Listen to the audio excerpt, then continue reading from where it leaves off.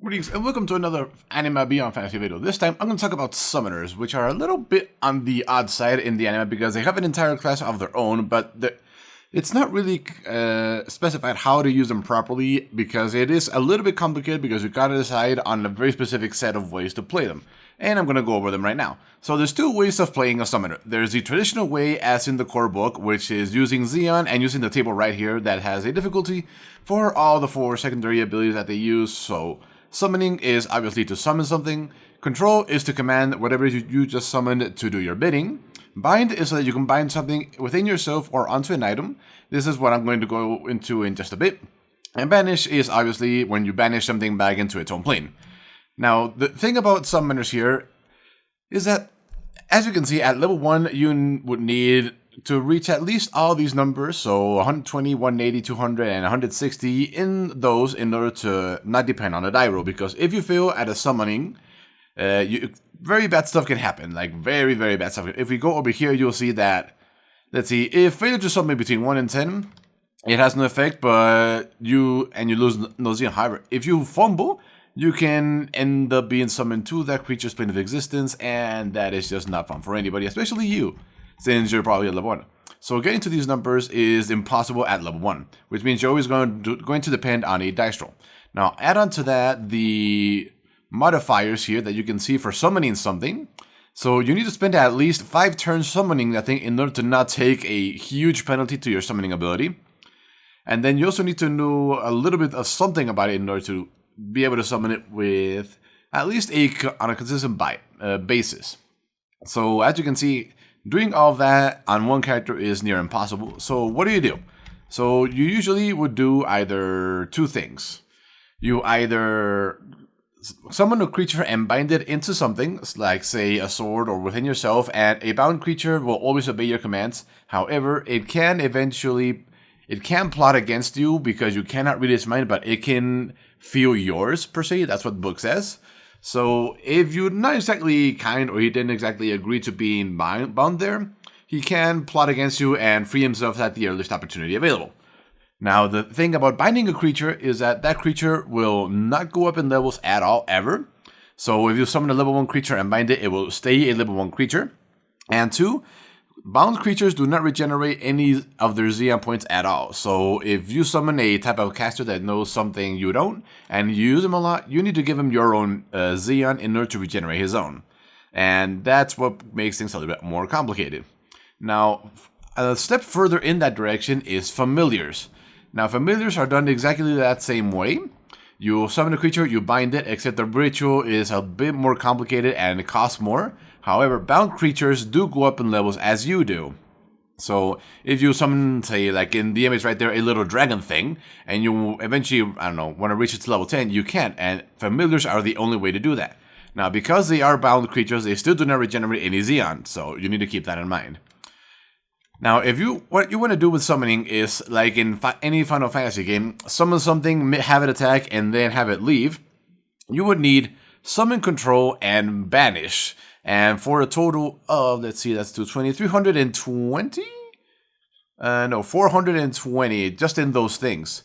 And you would need to spend quite a bit of Xeon eventually to do that constantly, but it is possible. However, there is an easier way to do this that I'll go into later.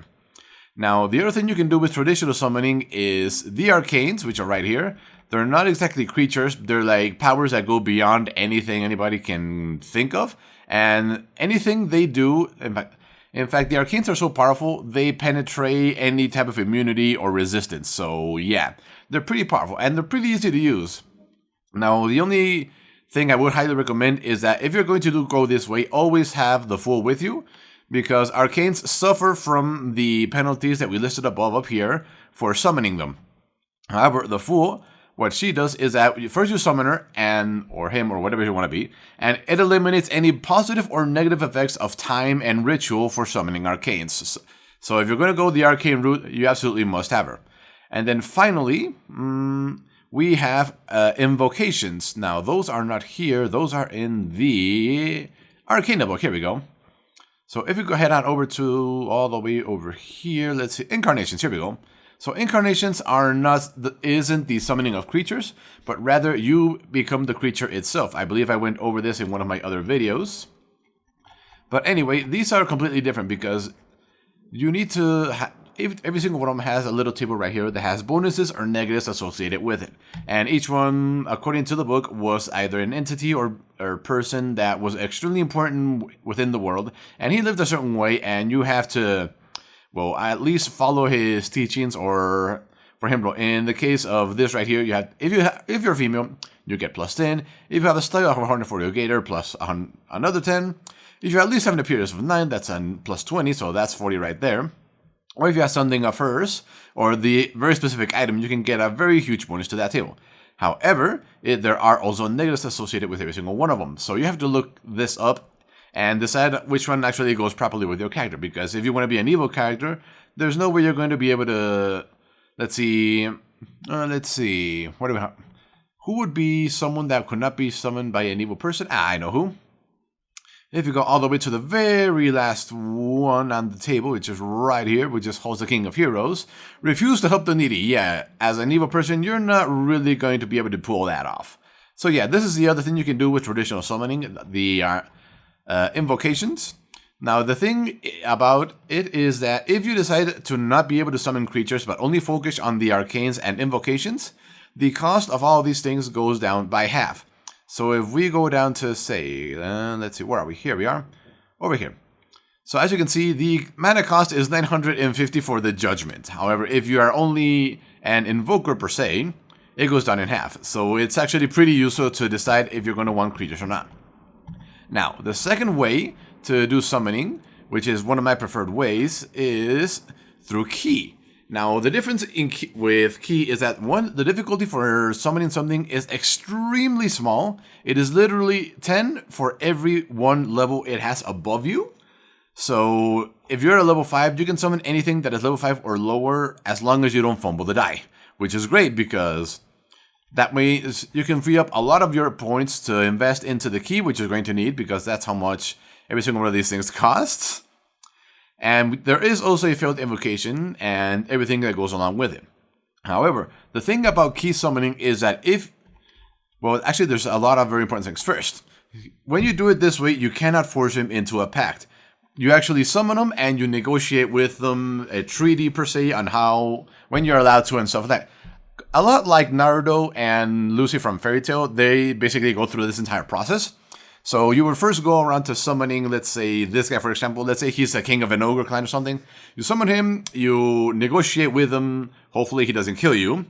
And then from that point on, you can summon him to help you in battle at any time. However, if you summon someone like the king of ogres, or a greater fire elemental, any elemental or servant that he has that works for him or serves under him, you also have access to. So, kind of like in Naruto, where he forms a pact with like the leader of the frog clan, that's why he can summon any other frog within the clan that is of that station or lower. So by doing it with Ki, this is probably the best way to have a summoner in the style of Naruto or Final Fantasy, where you make a pact with the big boss of whatever it is you want to summon, and you have access to the rest of them that are below him. So you make a pact with the King of Dragons, you have a lot of other smaller dragons that you can summon upon. So that's one of the great things about doing it here. There is also an advantage that, let's see, it's all the way up here, that if you want to constantly summon things that are above your level... Okay, where are they? Here we go. If we go, let's see, innate power, martial learning, where are you? There is... Where are you? Masterful Seals. This means you are considered 2 levels above when summoning anything. So you could technically make a Ki summoner with 0 summoning ability and depend entirely on the die. Now, as you can see over here, back in this section, there are no bonuses or negatives for time when it comes to summoning summoning through Ki. So making a huge, big ritual isn't really that necessary or helpful, except in the initial pack where it says here. Where it says you need to spend anywhere from 5 minutes to 10 hours, depending on the complexity of the ritual. But yeah, that is basically how summoning works in Anima Beyond Fantasy. The 2 methods vary greatly, but they each have their strengths and weaknesses. Although the Ki method is really only useful for summoning creatures, and it's another thing it can do. It is a lot easier to do it that way rather than going through the whole having to regenerate Xeon and having to count 3 different secondary abilities, or 4 if you want to use all 4 of them. But it has no access to the Arcanes and Invocations. So depending on what you want to do, this is either the path you want to go, or you're going to have to do a lot of math on the other method. This is my preferred method, and the only downside to this method is that creatures take an entire turn to materialize. So if you are in combat and you summon the creature, it won't be able to act until the second turn. Or the turn after that. So if you go at the very end and you summon them, and then the turn starts, and then your initiative says you are the first in line, good for you, but good luck with that. So yeah, that was summoning in Anima Beyond Fantasy. It's really not that complicated. You just need to decide what you want to do very precisely, and then head in that direction. Honestly, I prefer the key version here because it's so much easier. And I prefer summoning creatures than summoning some random tarot card that, although powerful, is a little on the boring side for me. So thank you for watching. Hopefully you find this useful, and I will see you next time for whatever it is that ends up on this channel.